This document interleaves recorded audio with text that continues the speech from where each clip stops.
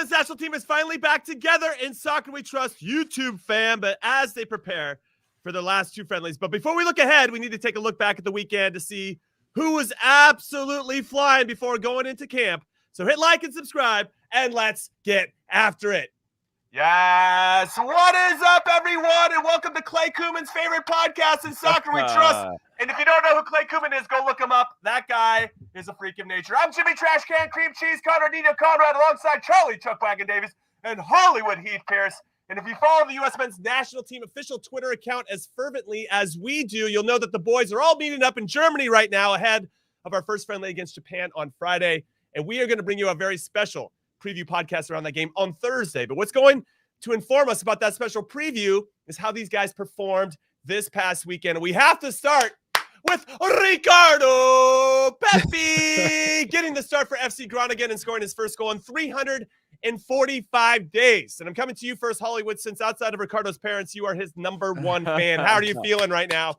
I'm happy for him, you know, like you could just almost see it in his eyes, the relief of just finally getting a goal, but also just being in and around the box, being busy, contributing to a team. I think there's more than just the goal that goes into that. It's just getting the honest minutes, feeling like he's back. He just looks like his body language was completely different. And I think that's a great sign for the future. Yeah, I'm stoked about him. By the way, on Clay Coleman, for those that don't know him, you should go look him up because he's got a sick tattoo that says 90 minutes, no excuses. Clay Kuman is another level. That's a real tattoo, and I remember seeing it, you know, and I was just like, yeah, man, you got this. You got this. You got this. It's kind of in the Troy Dyack vibe of defenders. All right, Charlie, let's talk about Ricardo Pepi. Do you feel like he starts now against Japan? Because he finally scored, baby. He got that confidence boost from getting into camp, and I don't know. Are you gonna give him the nod? Are you gonna or is it Jesus Ferreira? Is it Josh Sargent? You both know Jesus Ferreira is gonna start. Come on now. But it is great to see a player bounce back with an opportunity. I think what still isn't sitting well with me is the fact that Jordy Pefok is not in camp. He keeps scoring goals. I mean, we talk about strikers and what they bring to a team, right? I think he's so different and he's performing at such a high level. This isn't the rec league. He's on the top team of the Bundesliga. This isn't even a relegation team and he's the go-to guy. He's on the top team in the Bundesliga as a striker scoring goals. How are you not included? I don't care if, you know, there's certain things that you're not doing. Hey, well. Jimmy, I don't think Charlie was this mad last week. I don't think he was this mad this week. Now he's heated. Now I feel like diving header. He's got a bone still to pick doing right it. Yeah, I mean, he's still doing it. He's still doing it. Charlie, do you want to borrow my phrase or not? You got to be P-fucking kidding me, okay? You got to be P-fucking kidding me. That Jordy Pefok is not in this camp. And to borrow a phrase from The Big Lebowski, one of my favorite movies, this aggression will not stand, man. Okay, Pefok scored again this weekend. As Charlie mentioned, Union Berlin is on top of the table. Dude has 3 goals and 2 assists in 6 Bundesliga games. I feel like if Gregg doesn't take him, he's got to take him. It's the vibe. It's got to be vibes because his form is undeniable. It's got to be about the vibes. I know we're on Pepi, but like he has to, right? But like to me, I think about this and I go, you've had 2 years to do the whole like I'm gonna get another look at somebody, right? Like this, you know, I need to see Sargent in camp again because you know he's making his form again. Why would Pefok not be in camp? You don't have to play him. Put him at 26. Make him number 26 and say that you're a circumstantial guy. You get 10 minutes. I'm going to give you 10 minutes when my gut tells me. But why is he not in camp? And he made this comment. There was a comment recently, right, that he said where it's like somebody had asked him if Gregg Berhalter was going to be watching him over the weekend, and he said he would be shocked if he was or something like that. I got to go look it up because I don't want to misquote it. But it was something in that vein of taking a shot ultimately on that, and it just blows my mind that this is the case. And Gregg, Gregg, the camp is in Germany, so Gregg could have gone and seen this game in Berlin if he wanted to. And he could watch it on TV, sure, but somebody maybe was there from the staff. Like I said the last time when we talked about this, I see him going to Germany. Like, I don't see him being left off the World Cup roster. He might not be in this camp, and you know they talked about getting players an opportunity to see them, and they know exactly what Jordan Pefok brings to the table. He's going to the World Cup. If he's scoring like this and he's consistent, there's no way he's left off the roster. You need an X factor, especially someone who's doing it. I mean, if you're talking about, I saw a comment, he's our Chicharito.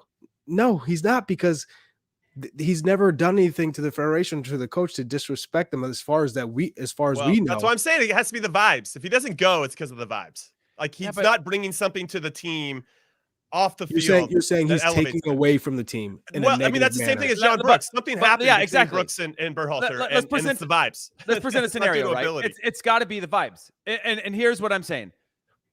John Anthony Brooks or Tim Ream could be very useful in closing out 10 minutes defensively, in the same way that Jordan Pefok can be useful in trying to create chances in the final 10 minutes, right? Circumstantially, I would love to put in a big 6'5" center back that's great in the air, that can win the ball, that's left-footed in a natural position. If you're going to drop 5 back or just close out a game, I would love that as a circumstance. But obviously, it's the vibes. There's something bigger than that, because you can't tell me John Anthony Brooks last season wasn't good enough. Now, maybe he doesn't fit the system of being a starter in your team, but you can't tell me that he's not one of your guys that you could throw in circumstantially, knowing you got 26 players. You know, So Charlie, let's talk using that and what you said before.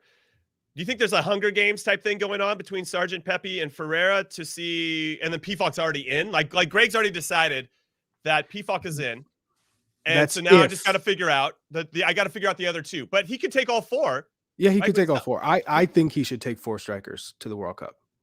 I think you take 4 strikers. Let's be honest. In terms of wingers and midfielders, you expect 90 minutes out of Tyler Adams, Weston McKennie, and most likely Yunus Musa if he's playing. And if he's not, it's Brendan Aronson. These are guys you expect to go 90, and unless there's a circumstance where they're injured or something, you're going to sub them. Wingers, Christian Pulisic most likely is playing 90 unless he, for whatever reason, is just not fit enough because he's not playing enough minutes, right? So that then the worry is, okay, maybe he doesn't have 90 minutes for 3 group stage games. You know what, though, Charlie? Hold on. Charlie, real quick on that. In theory, I think the same thing. But Jimmy, you guys had a starting 11 in 2006, but you didn't use that for all 3 games. I don't even think even close to that. 2010, I think you go through almost 20 of 23 players or 21 of 23 players played in the last 3 World Cups or something, like some absurd number. I'll look at the exact fact. Players do get used beyond those starting 11s, and there is, what I've seen at least historically, rotation. Even though we've had what I think is our starting 11, do you think this group is different because it has been more of a cohesive starting 11 that you're going to go with it versus in the younger, past we have? And the age. I mean, you're not dealing with 30, 32, 33, 34-year-olds. These are 18, 19, 20, 23, 24. So if you're talking about players who can actually go back to back games, that's a reality. Good shout. I think when you're talking about adjusting to matches, if you go and win Wales and beat Wales in the first game, you're not going to make too many changes. You're going to stick with that lineup. You're going to give yourself an opportunity to say, hey, we're going to, England's going to be a different look, we're going to change tactics completely against England and throw things off. Maybe we can afford to put on a few more players who are better defensively. Well, yellow card troubles, you could be protective of scenarios. That's the Iran game for me. The last game is going to be the yellow card troubles. Well, in the Iran game, that's a game where you want creative playmakers and guys who are more apt to be able to grind and break down a low block. Right. Yeah. Right. All right. So yeah, interesting times. Jordy Pefok clearly making it a tough decision for Gregg Berhalter, or not. I guess he might have already made up his mind. Let's move now to the center backs, because Cameron Carter-Vickers and Chris Richards are both out of this camp due to minor injuries. Now, before we get into what that means overall, Mark McKenzie has 6 starts so far this season with Genk, 5 wins and 1 draw, 3 clean sheets, and arguably a man of the match performance this past weekend. He's the highest rated defender in Belgium right now. That's right. And Genk is second in the table. So Mark McKenzie playing very, very well right now in terms of form. And then Eric Palmer-Brown has started all 8 games for Troyes in Liga. They're currently in 10th. No clean sheets, though.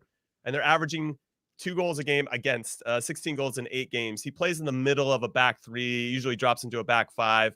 Now, they're not a team that's going to go out there. I feel like 10th is a pretty good spot for them. And if they finish in 10th, I think they're going to be pretty pleased because they were flirting with relegation last year. So I think they're kind of playing at the level that they should be at, given the talent at their disposal and the league that they're in. But still, you want more. I mean, just the same as we're asking Aaron Long and Walker Zimmerman to, in MLS, to raise the games of people around them. EPB has to be held to that same standard. So I would say that needs to be better ultimately. But both of those guys get called in. I'm excited for both of them. That means, though, that the Ream dream is over, clearly. And Cooks with Brooks, these are my two little catchphrases, is out as well. I'm a dad, dude. Got to give me some dad joke time sometimes. Only trash can we come up with those. So what's interesting, though, is that with McKenzie and Eric Palmer-Brown getting called in, I assume because CCV and Richards are out that you're going to start Zimmerman and Long. And I think, Heath, you've been leaning towards that's what Gregg's going to do anyway. But given that Zimmerman was kind of a guy that was an afterthought to start World Cup qualifying, then when he got brought in, he got to start and then proved himself. Maybe Gregg will throw something out there that's a little different and give us some contrast and have McKenzie and Zimmerman. That's kind of who I want to see right now, to be honest. I know it's going to be Zimmerman and Long, but I'm just saying. And Zimmerman didn't play this weekend against Austin FC. And there's no notes about. I wouldn't search in the internet about why he didn't play. I assume it's just so he didn't want to get hurt before he went. Greg called us once a year. The once a year of like sit my guy out. You know. There was nothing. He wasn't in the 18. I don't even know if he traveled. Like he just wasn't. And there's no health report about his status. So yeah, I think you're right on that, Heath.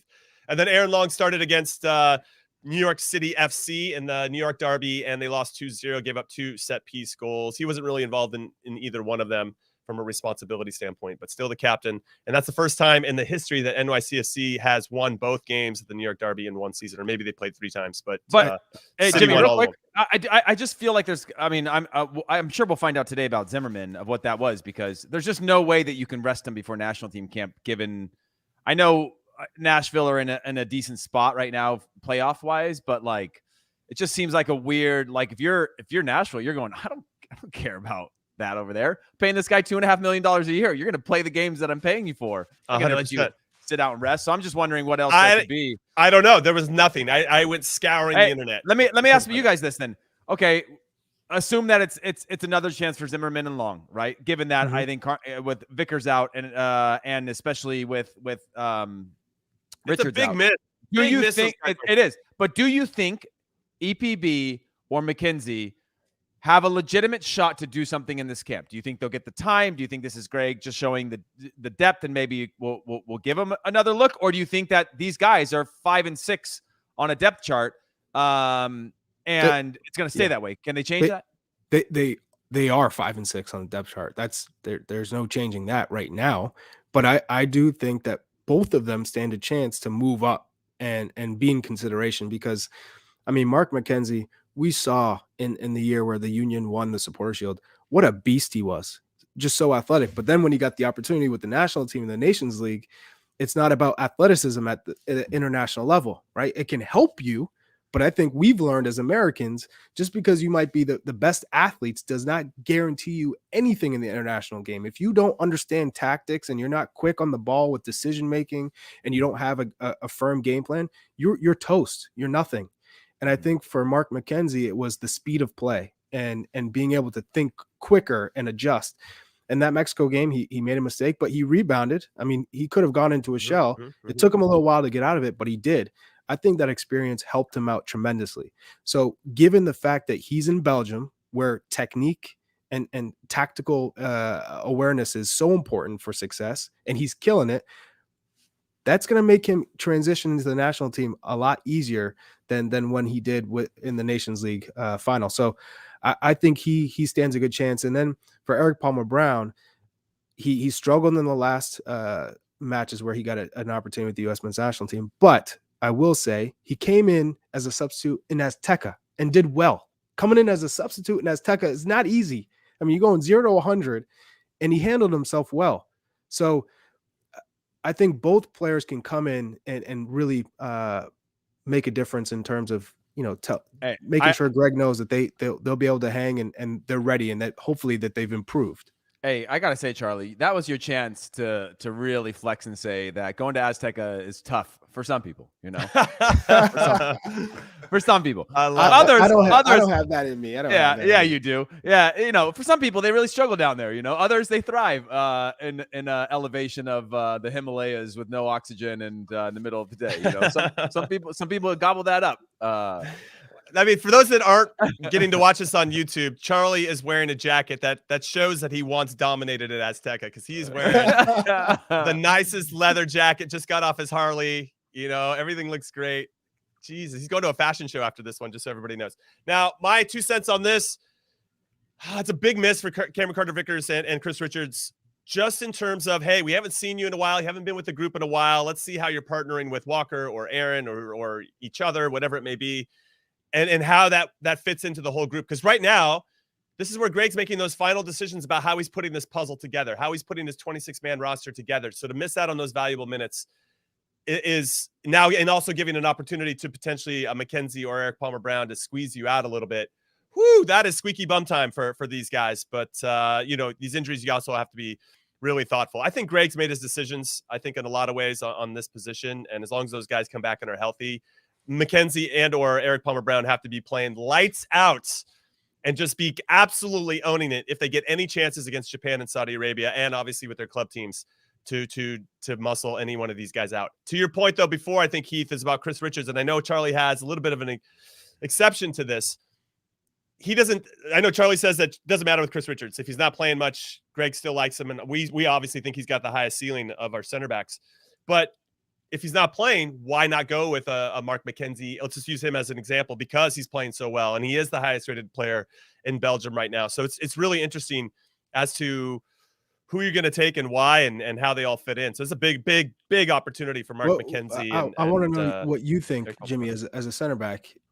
Who complements which center back complements each other well in terms of partnerships? Like who do you think is a good fit, and who do you think of the center backs in camp right now would be a pairing that you'd want to see in the World Cup? Yeah, let's pretend Cameron Carter-Vickers is out and Chris Richards. Yeah, it's a good question. I think I mentioned it before that I think there are some similarities between Aaron Long and Walker Zimmerman, and I'd like a little contrast with regard to that. Now, I think that Walker Zimmerman has a little bit more of the intangibles. I think he's a better leader. I think he puts people in better spots, and I think the communication he's giving feels like the team responds to him a little bit better than Aaron Long. Now, in fairness to Aaron Long, he missed about a year with the national team during some pretty vital times where he could have developed that same type of rapport. But I think Walker's really filled that void. Now, Aaron sometimes feels like he's defending on an island and maybe doesn't feel as connected. This is me really nitpicking the crap out of this guy. But I think we have to, with regard to your question, because one mistake could cost us in a World Cup and whether we go through or we don't. So I would probably start one or the other. But if it's not going to be, if it is Aaron Long, then I think you got to bring in somebody that is as vocal. And I don't know, I can't speak to Mark McKenzie as much. I know Heath can, knowing that he knows him better. Eric Palmer-Brown for me still feels like, I love his game. I'm probably his number one stan over here, especially on the pod. But I don't know if he's out there really bossing it from a communication standpoint. And I think that is so vital in key moments when the game's going 1,000 miles an hour to solve some problems, put out fires before they start. So I'd almost have Eric Palmer-Brown as a super sub, and I'd maybe start Mark McKenzie, to be honest, just because of what I've seen recently. That said, that's a great question. Yeah. And I'd almost maybe even go by form. And if Eric is the one that, or excuse me, if Mark is the one that continues to ball it out in Belgium, I would probably go with the hot hand and have him go with Walker Zimmerman, which is why I kind of want to see it, assuming that actually does happen. I do want to say also that part of that form that I want to relay is that we know Chris Richards has the highest ceiling. Chris Richards played 19 games out of 34 last year in the Bundesliga, and he was fantastic. Got injured, missed a little less than half the season. Is now 47 minutes so far in the Premier League. Obviously, I believe last weekend he's got a little bit of a knock, and last weekend the games were postponed. When you are a player that does not play, you can have the highest ceiling in the world, and after a while, it is going to weigh on you. It is going to weigh on your confidence. It's going to weigh on your sharpness. Yes, you train every day with top Premier League players, but you cannot, whether it's me, whether it's Jimmy, whether it's you, Charlie, spend months at a time on the peripheral and be at your best. It is just not possible. It's not possible. And so there is a little bit of worry for me, even though I do think Chris Richards is our best option. And I'm hoping that he can step in because he doesn't have all the experience to lean on either, right? So you're talking about a state of fragility with a young player that's shown flashes, but hasn't found his necessarily his form. But he is still our best defender. And that makes it complicated for me. Whereas I look at Mark McKenzie, I go, look, he made his mistakes in the national team. He never really looked super comfortable since he's been in the national team. And then he's been pushed out because of his club situation. That takes you real down, right? So if you haven't shown yourself in the national team, you're not playing at your club team, that is grounds for being replaced. And people stepped up and passed him. But now he's been given a second chance at life, right? And he is now in the situation where he's played all games. They've sold John Lukumi to Bologna, a big transfer, I think it was 8 figures. And so he's obviously a top player playing in front of him. And now he's got a chance to show that he's got the form and he's got the confidence. Similar to him, Eric Palmer-Brown, same things. You get a chance to come in and show not that you are incrementally better, because everybody knows you can go into training, you can have a great day, you can have an average day, you can have a whatever day, right? You can go years as a defender without truly standing out if you don't have certain attributes. But one of them is going to have to show that their ceiling has gone up from what we expected or what we currently thought was their ceiling. And I think that could slip somebody into past Cameron Carter-Vickers, whatever. But right now, I am not excited about Long and Zimmerman as our starting center backs in the World Cup. It's not an exciting thing because of their current form, because of the style of play that we have, their passing of the game, the passing of the ball, the sharpness of those things. It's not my favorite combination, but I'm just curious where else you can go at this point. Where else do you go when you're Gregg and you go, well, I got to have some experience somewhere, even if they're, Long's not in great form right now. Zimmerman's not in peak form that we saw months ago. Where do you go? Do you go to McKenzie? Because if it's form, is form just circumstantial and you go, okay, we got one spot. Who's going to be the one in that spot? And Zimmerman's locked down in center back. I think that might be the case. Yeah, Charlie, any chiming in on this? You want to answer? Sorry, let me get off my soapbox. Sorry. No. You had like let me climb down. It was like a Charlie final thought there, but you got early on it. Go ahead. No, I liked it. I think at this point, Mark McKenzie, because of you throw in potential, right?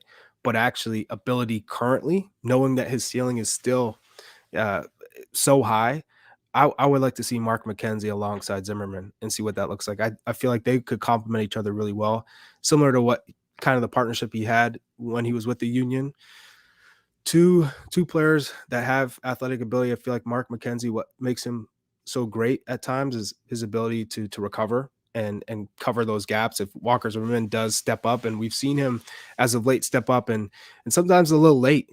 He hasn't been sharp. And if he does miss that challenge, if he does go up in the air and it's not there, I would bet on Mark McKenzie being there to back him up and recover and be that safety net that we need in the World Cup. So Mark McKenzie, I think for me, would be the right player to partner Walker Zimmerman to start. But I think just if you're going on continuity, I think he's going to go with Aaron Long and give him every opportunity to be the guy next to Walker Zimmerman.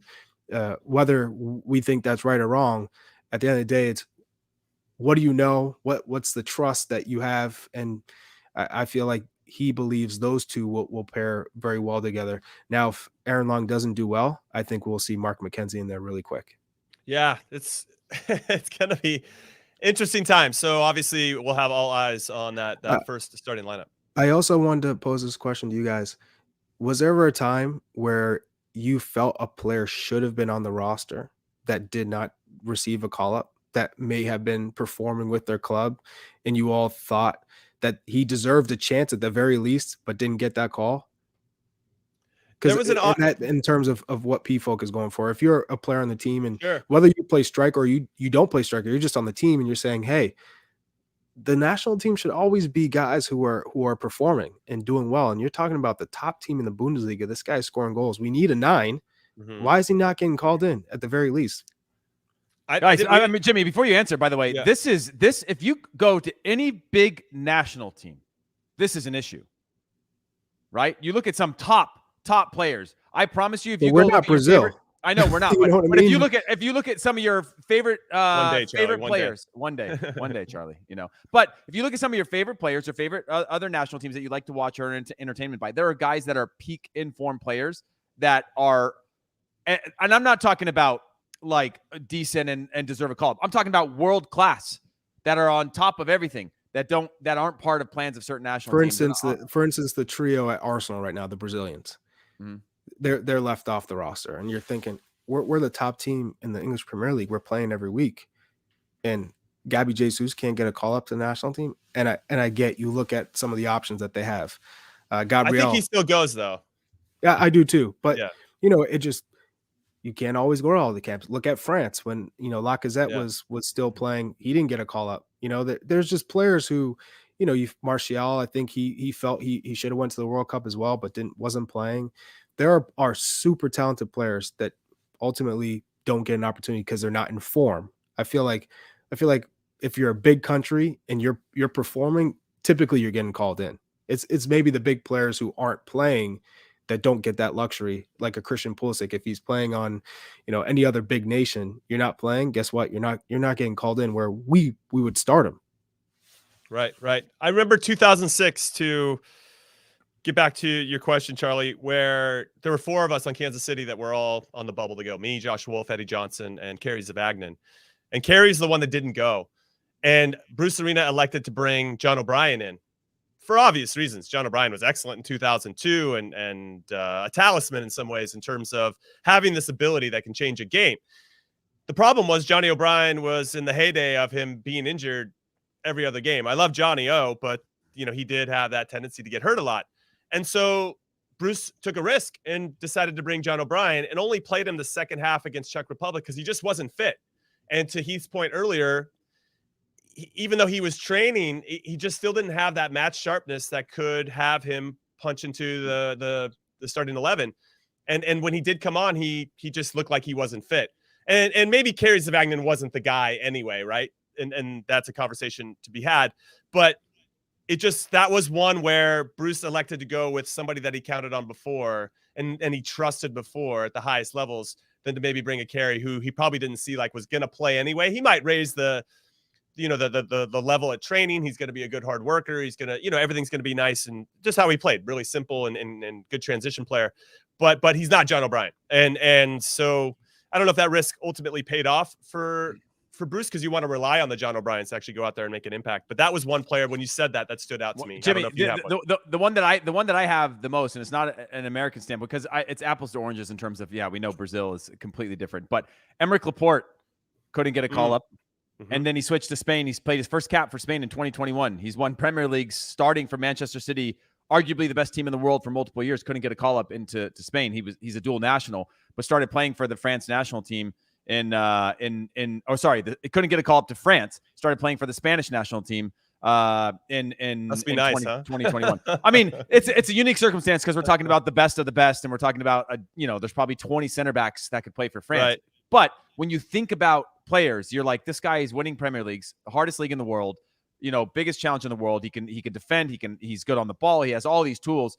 And from 2016 being a U21 to 2021, no caps for the national team for France, which is I think is unique to me. And again, this is a side note. This is not in comparison to the U.S. national team for anybody that I know we're going to get. But we are broadening our player pool. We are broadening our player pool. And the conversation is shifting from anybody who's playing at a high level is getting called in, whether you're in Denmark, Sweden, France. You could be anywhere. If you're in good form, you're getting called into the national team. We need to see everybody we can to now scouting being better, the pool broadening, players being younger, having a different look, and now having a different type of system, right? In the national team. We actually play what I think is a system. I don't remember a system in the national team.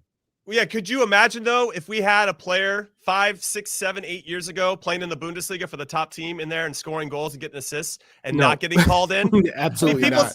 People's hair would be on fire. I mean, they're already on fire anyway, but it's just like it would be another level. That's not All right, everybody, we're going to take our first and only break of In Soccer We Trust. When we come back, we got more players to discuss on the other side of this break, and the U.S. youth national team under 20s dropped their roster. That roster is pretty sick. And then we're going to talk about this MLS only camp that's going to also happen that I just heard about, even though it got posted 5 days ago. Where was I, everybody? All right, don't go anywhere. We'll come right back. The UEFA Champions League. 9 months of heart-stopping, hold-your-breath acceleration. While Mbappe shines in the city of lights, Benzema's racking up the hat tricks, and the Reds want more magic in Liverpool. This ain't amateur hour. This is the best of the best of the best. This is the UEFA Champions League. Stream every match live on Paramount+. Welcome back to In Soccer We Trust. I'm Jimmy Trashcan Conrad alongside Chuck Wagon Davies and Hollywood Heath Pearce. And we're getting after it as we do on Mondays. I'm wearing some of our merch. If you want some, then you should go find it on the internet. I can't remember the website right now. So somebody just, well, you know what? We'll put it in the information for you guys. The chat, the description, all that good stuff. Guys, all right. So we've talked about a lot of the players. Jimmy, I know I'm all over the place. Is English your second language? It is my second language and my first. I'm struggling. Oh, you are Danish, aren't you Danish? Or don't you I am Danish, 50% Danish. Yeah, there you go. I know. Yeah. Danish speak English perfectly too, though. Probably better than we do, to be honest. I know. More proper, that's for sure. So let's talk about some other players. We got Joe Scally, who went 90 minutes for Borussia Mönchengladbach and played very well in their 3-0 win over RB Leipzig. We got Sammy Vines, who got yet another win with Royal Antwerp. They're on top of the table in Belgium. We got Luca De La Torre. You got the last 7 minutes in Celta Vigo's 3-0 loss to Valencia that Yunus Musa unfortunately didn't play because he's hurt. Ethan Horvath, 2-0 clean sheets against Blackburn. Big win for Luton Town. Reggie Cannon, full 90. And Boa Vista's big win over Sporting Club de Portugal. That was a bit of a surprise. Kellen Acosta, I just have him written down. Full 90 for Supporter Shield leaders LAFC in their 3-1 win over the Houston Dynamo last night. We got Weston McKennie. I don't know which ones you want to talk about. I want to talk about Juve. They lost to Monza, recently promoted Monza, and that was the first win of Monza's back in Serie A. So it's a bit of a shock for Juve to lose there. But Maxi Allegri, the coach, has come out and started to have a lot of excuses. And I wanted to get your guys' thoughts on this as it pertains to Weston McKennie, because he says, well, at one point we'll be able to count on Chiesa and Pogba in January. Then we'll see what we can ask them to do, blah, blah, blah, blah. But I'm happy with the transfer market project, but there aren't any players on the pitch. This is a quote. He said this. There aren't any players on the pitch. So you try to take away 5 starters from Inter or Milan, and then let's see if they go into difficulty. And I'm like, what? Is Weston McKennie not one of his guys? Yeah, I thought he liked Weston McKennie, and now I feel like he threw his whole team under the bus. Charlie, why don't you go first on this? This is interesting times. I think Maxi Allegri's holding on for dear life at this point. I don't think they're going to fire him. They're paying him $9 million a year. They just gave him an extension, but you got Thomas Tuchel out there. You got Zidane out there. You got, if you like Pochettino, he's out there as well. What are your thoughts on this, Charlie? Yeah, I mean, I would think they're out there investigating in terms of coaches, because if you can get Zidane or Thomas Tuchel, you're making that move, because Juve is heading in the wrong direction. But they did have a red card. I mean, it's not like true. It's not like they were at full strength for most of the game. So Di Maria is out, and then what? In terms of a game where you're not getting a result and things aren't going well, they score in the 74th minute. If Weston was not one of his guys, he's off the pitch. Yeah. Any excuse, he's subbed. He that's not the case. Weston, he trusts Weston, and Weston gives them a different edge. So I still think he values Weston McKennie and what he can bring to the team. But it doesn't seem like I guess if he had everybody 100%, would he start him, Heath? I mean, I don't even know. It just doesn't seem like, okay, yeah, Weston's, we can rely on him. But if I had my choice, I'd rather rely on other guys. That's what I'm picking up. Maybe I'm trying to read into this to create some drama. I mean, they're just in a crap form right now, right? Like the club shift, you know, they're calling it a project, and it just, you don't have projects at Juve. That's not. Yeah. They got to win. Well, I mean, they had a project for 10 years and it was working great, and then they had a wage bill they had to shed, and they had a bunch of other issues. You know, Ronaldo leaving, sort of post Ronaldo era. Which is an era at any club that he leaves. But yeah, guys, there's one thing I wanted to bring up, by the way. Zach Steffen played 90. He did. For Middlesbrough over the weekend. That's right. Against Rotherham, I think. He played 90. So would you? He's not weird, right? He's not Why in would camp. you bring him in? He's not even in camp. What? That's weird, dude. Yeah, like I honestly, I'm not gonna lie, I didn't know that until just a few minutes ago when I saw him. I thought, well, I didn't even look because I didn't know he was exactly. They were talking about an injury, and then you just expect it to be lingering or off, and they talked about 0-0 against Rotherham. And him and here's another thing: him and Ethan Horvath both played 90, and Ethan Horvath made 0 saves. Yeah, 1-0. That's just, I mean, Zach Steffen they're clearly intimidated by his presence. 0 saves. Our Americans made 0 saves and had clean sheets over the weekend. Just so call him in. Yeah, but he's not calling. It's a bizarre thing. Something. Zach Steffen over the last 12 months, something has just felt really bizarre. with just his world, of playing, not playing, out of form. Then we see the comments of the coach wanting to go with somebody else, and then he's injured, doesn't get called in, and then plays 90. It's a bizarre world in right now. Yeah, that's intense. And I'm kind of curious how that's going to play out, and I wonder what the communication's like between him and Gregg at the current moment, because sometimes I can get a little muddled if you feel like you're getting different information than what you thought. Whatever. I don't know. I've kind of been down that road. I almost walked into it, but I'm going to stay out of it at the moment. I knew where you were going with that. I know. I'm gonna. I was starting to reel. Dude. I had a nice little catch on the hook. Here goes Jim. I saw the bait. I gave it I put a little tongue out there. And then pulled back. I'm pulling back. So Charlie, any other players? I thought Joe Scally actually was very good against RB Leipzig with going up against David Raum and Christopher Nkunku and Dominic Szoboszlai, like some good top players in the Bundesliga. Yeah, 3-0, and he was solid. And I think it's funny. I think a couple of our guys really got that boost from getting named to the team. I'm sure they maybe knew the week before, but having that out there so everybody knew sometimes does put a little pep in your step, as it were, Charlie. Well, I mean, I think Ricardo Pepi is probably the name that always comes to mind when it comes to a player who is getting a second chance and making the most of it. Comes in as a second half substitute, 45th minute, and gets an assist. Then the next game, first start, goal. He's trending in the right direction. He gives us a lot of different options in the attack. I like Ricardo Pepi when he's in form and confident. He might be our most influential striker, even though he's on loan at Groningen. So I don't care if he didn't do well at Augsburg. If he scores 10 goals to finish out, the rest of this campaign before the World Cup starts, and I think he really stands a good chance of starting for us. Yeah, that's intense. Another player we actually didn't bring up, and I should have, is Gio Reyna. Yep.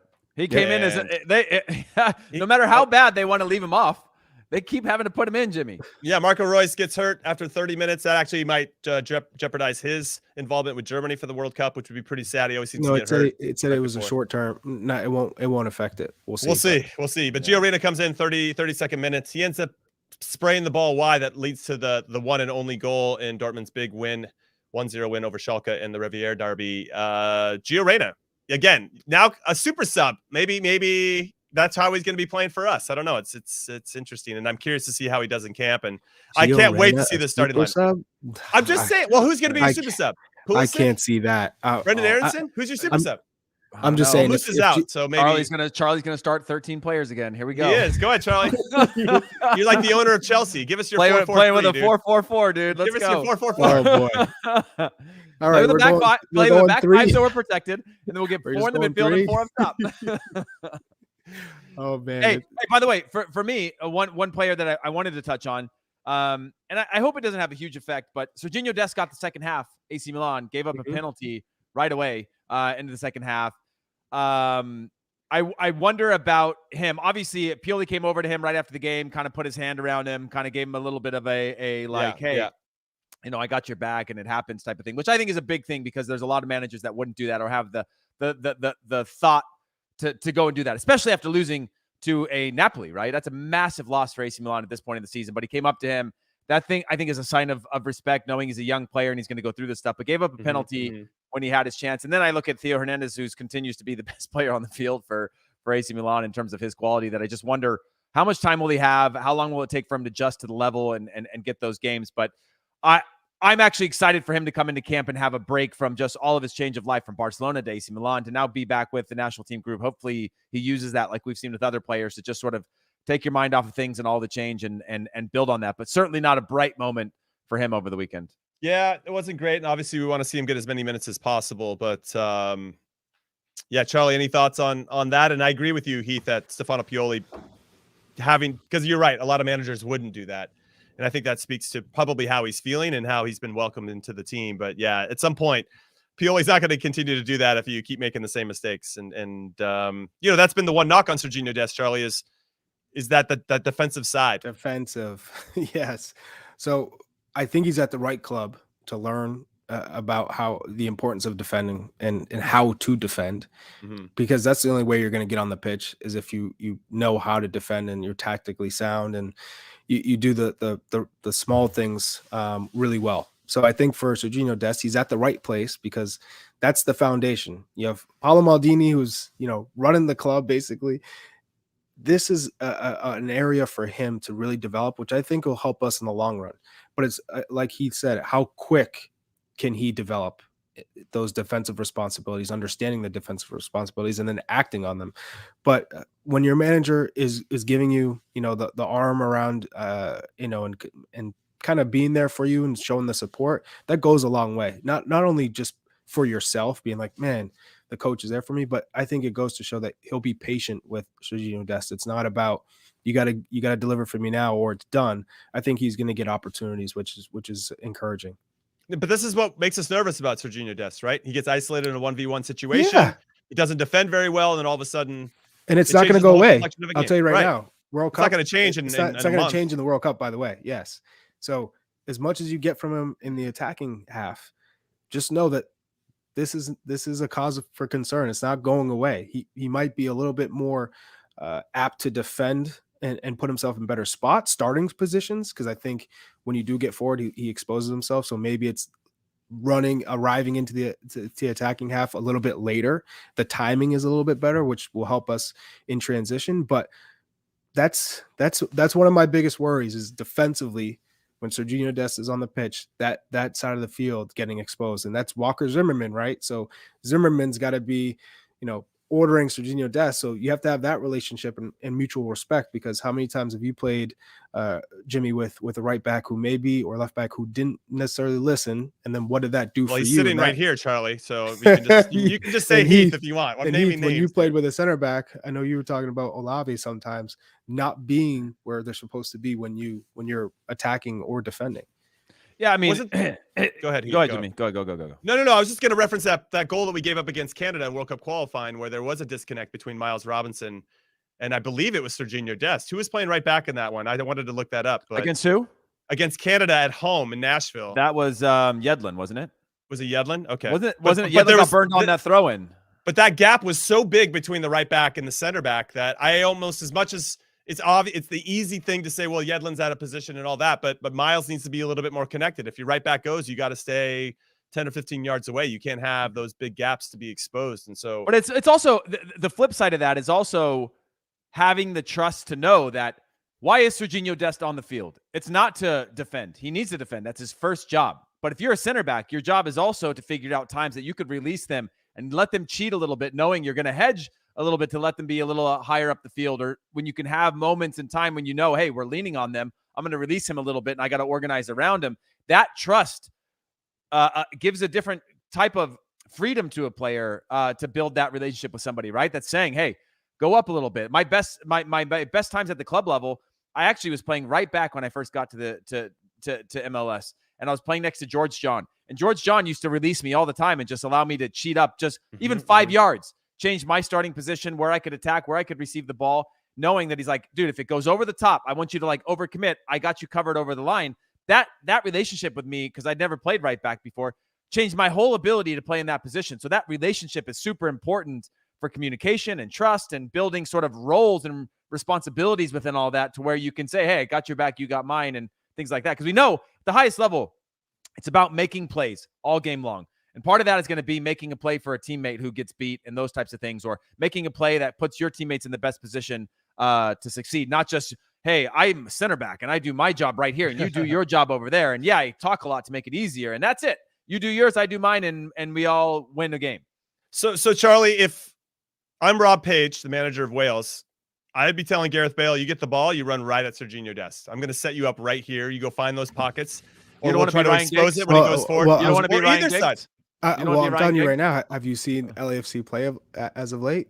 Gareth Bale running at Sergino Dest might not be that bad. That's fair. That's fair. He's not in form. It will for Wales though. He comes to life for yeah, for but he's supposed to be in a good frame of mind in LA. Yeah. He came here to get minutes, and he's not getting minutes. Yeah, and the minutes he has gotten haven't resulted that guy's in got wins. a change of the speed, record though, that is unlike a lot the of record people. is pretty I don't bad know, when Jimmy. he's on the pitch. He wants for the ball at LAFC. his feet all the time. Like he checks back underneath now, and he's not getting out isolated on the wing and running at guys. He's done it a few times. He had a few flashes of that, but he hasn't scored yet, and that's not great for his form. And oh no, he has scored, but he hasn't had the impact. Not lately. Recently, he hasn't scored. Where he's had big chances and hasn't converted on them. And he's not like, that's why you can't play him and Vela together, is because they're always checking back underneath to get the ball.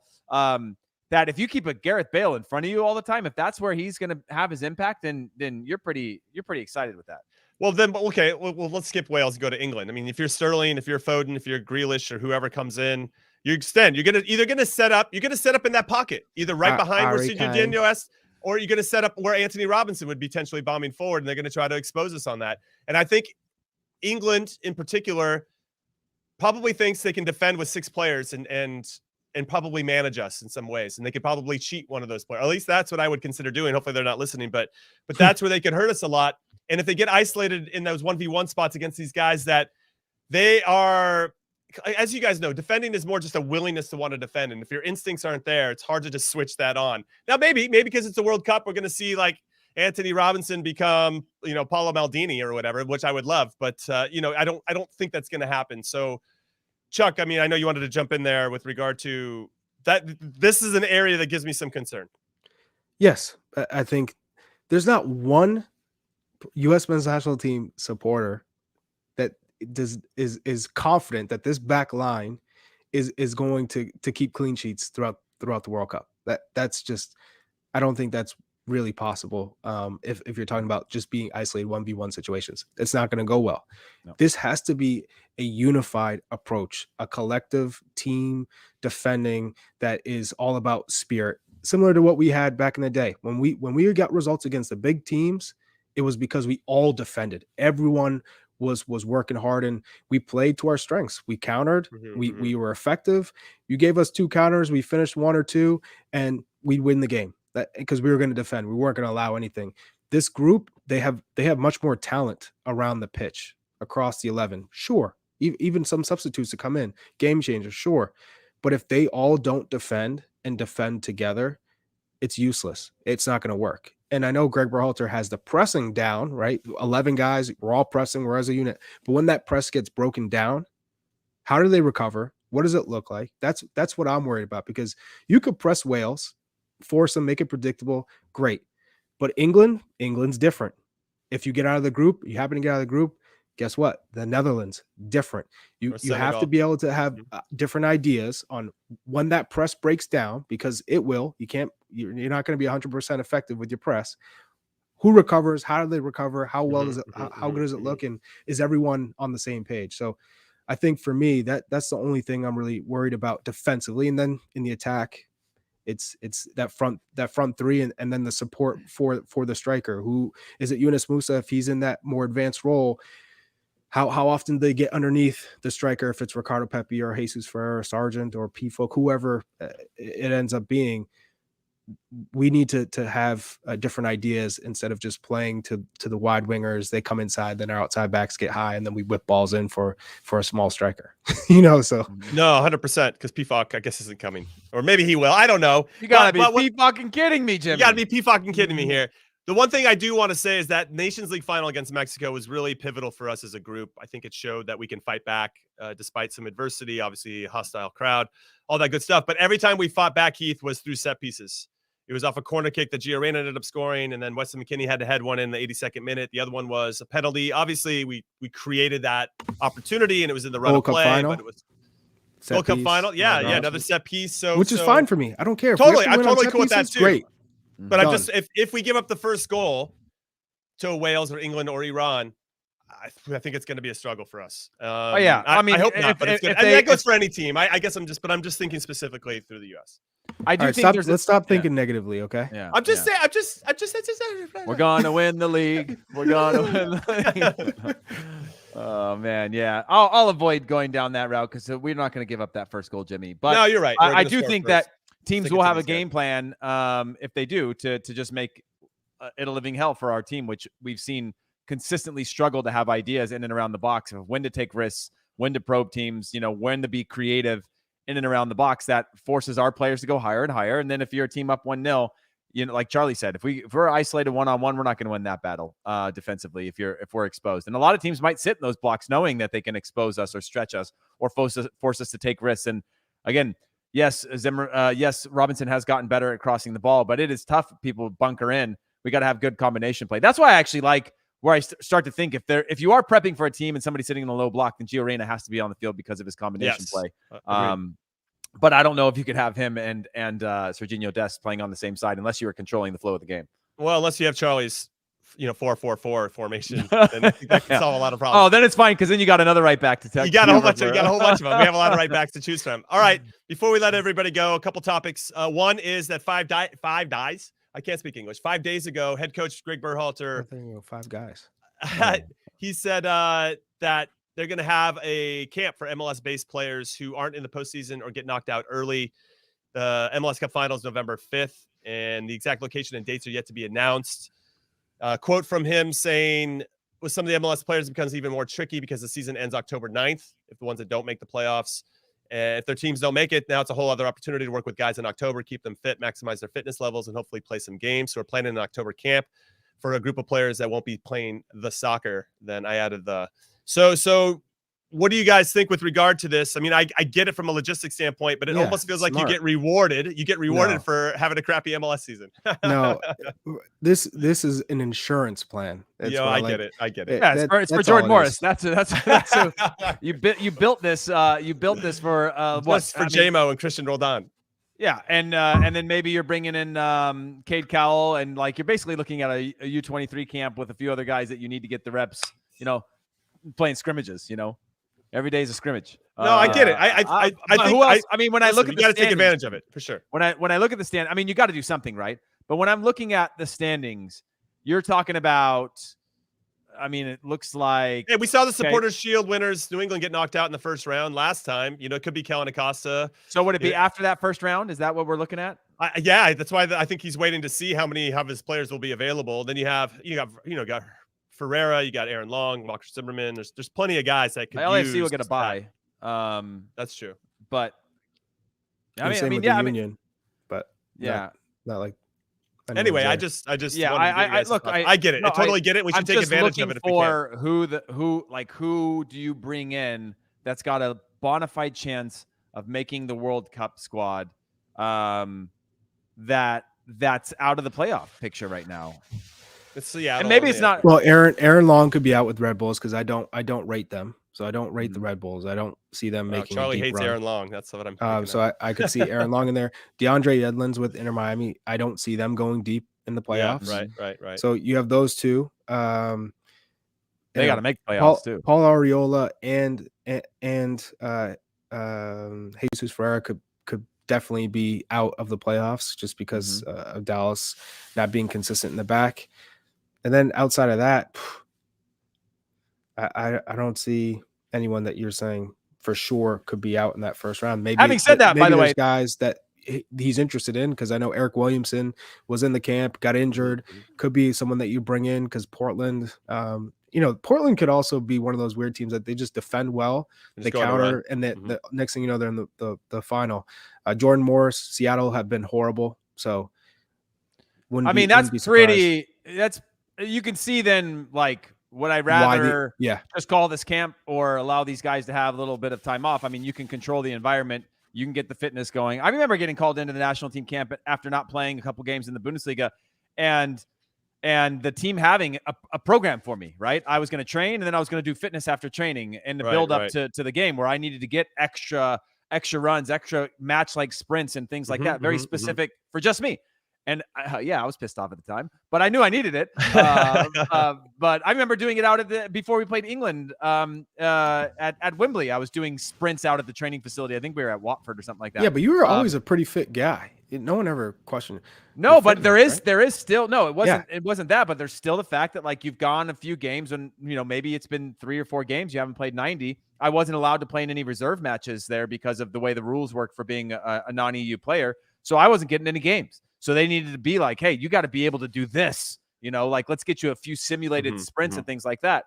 And And so it was, it's important. Helpful for me. Yeah, it's important. No, I think it's going to be important. And I think they will have all that stuff to track everybody and how they're feeling and getting an assessment of who needs a little bit of time to maybe get back up to full speed. And then you can start to build them up once again from there. And we have that luxury, to your point before, Heath, about controlling the environment. So I think it's a good thing ultimately, but yeah, you know that the MLS haters are gonna love this. All right, let's talk about the future then. Charlie, I'll come to you first on this. U20s have announced their 20-man roster for the Revelations Cup in Mexico City this week. They take on Peru on Wednesday, September 21st, and then Mexico in Mexico City, which is a good one, September 24th, and then they'll play against Paraguay on September 27th. So 3 good games for our U20s.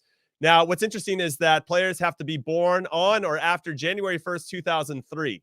The roster features 14 players born in 2003 and 6 born in 2004. And I just want to state for the record that I was a grown-ass man in 2003. Like, I was already, this is crazy. These guys are being born in 2003, and I had already lived quite a life at that point. 14 of the 20 players returned from the CONCACAF U20 championship winning squad, including midfielder Paxton Aronson, who is the younger brother of Brendan Aronson, who won the Golden Ball as the tournament's top player and the Golden Boot as the tournament's top scorer, as well as goalkeeper Chris Brady, who won the Golden Glove as the tourney's top keeper. 15 clubs are going to be represented on this, including 7 from MLS, 4 players from the Philadelphia Union. No big surprise there. 2 each from Chicago Fire and the Red Bulls. 7 players are playing abroad. Now, this is for me and Heath. There are players from 10 different states and led by 5 from California. Let's go, Heath. We're holding strong, baby. Let's get after it. California kids. Let's go. How many New Hampshire, Massachusetts we got up in there? Yeah, I don't really see anybody from and that's when they start talking New England, Jimmy, when they start pulling all the states together, Yep, New Hampshire, Vermont, Maine, Rhode Island, Massachusetts, a couple other notes. Connecticut. Is Michael Parkhurst on that list or no? He might as well be. Jeff Cameron. So defender Jonathan Gomez is the lone player receiving his first U20 national team call-up. Gomez, as well as defender Justin Che, Kevin Paredes, Caden Clark, have all previously been called up to the senior men's national team. And Jonathan also earned his first cap of the full team during when the U.S. played against Bosnia back in December. So some big names in here. Some minutes, big names, but like some of those guys aren't playing right now. Like that's a young group of players that are just behind the age of our senior national team guys that are going to have to figure it out and step up. If you think about Justin Che, you think about Paredes, you think about Paredes is getting minutes at least. He's gotten some quality minutes. I mean, he made his debut this year. Yeah, I mean, he came in the 63rd minute in a match a couple weeks ago. And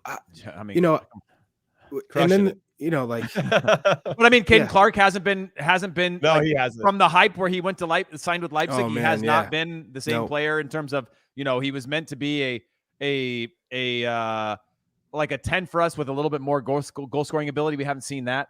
P. Morton, don't hate on New Hampshire. Come on, man. Gosh, I'm just saying that generation of players. There's no need for New England hate here. Come on. That generation of players, I worried have maybe stepped too quickly with the hype of moving players along, and we need them to develop during this crucial period too, because we don't need another missing gap of players that Charlie's generation did to us. All right, let's move into some final thoughts then. Heath, I'll come to you first. Any final thoughts about today's pod? Obviously, to remind everybody, on Thursday, we'll have a special preview pod around the Japan game that's happening on early Friday morning. That game kicks off at 8:25 a.m. Eastern time. That means Heath and I will be up very early, 5:25 a.m. We'll have a special recap podcast that goes live right after that game finishes, so we can get right into it and get that raw emotion that I know that everybody loves when me, Charlie, and Heath are watching these games. Go ahead, Heath. Final thoughts. My final thoughts are very early in the show. I talked about the vibes-based economy that Gregg is living in right now, but I had thrown Tim Ream into that conversation when I was talking about center backs, but I was really only speaking about John Anthony Brooks there. Tim Ream is not part of the anti-vibes crew. He's a captain. He's a leader. He's just selected or not selected, I think, differently than John Anthony Brooks. So just wanted to clarify that because I got a really early kick to the groin by somebody in the comments, and I just wanted to make sure they knew that I wasn't talking about Tim Ream being part of that vibes-based economy. All right. He's backpedaling, everybody. Heath Pearce is backpedaling. Charlie, how about you? Final thought. Typical. Yeah, well, if I had Charlie's if I had Charlie's leather jacket, I'd be moonwalking right now, not backpedaling, It says Charlie in his best motorcycle dad jacket. Yes. Annie, are you okay? I'm pumped for Thursday to talk about the pregame to Japan. So this was a good pod. That's my final thought. I enjoyed it. I enjoyed it as well. That's my final thought as well. We'll see you guys on Thursday. So on behalf of producer Dest, producer Alex, Charlie Chuck Wagon Davies, Hollywood Heath Pearce, I'm Jimmy Trashcan Conrad saying thank you for listening and watching In Soccer We Trust. And we'll see you on Thursday. We finally have a game to talk about as the U.S. take on Japan. Let's get after it, boys. See you next time. Later.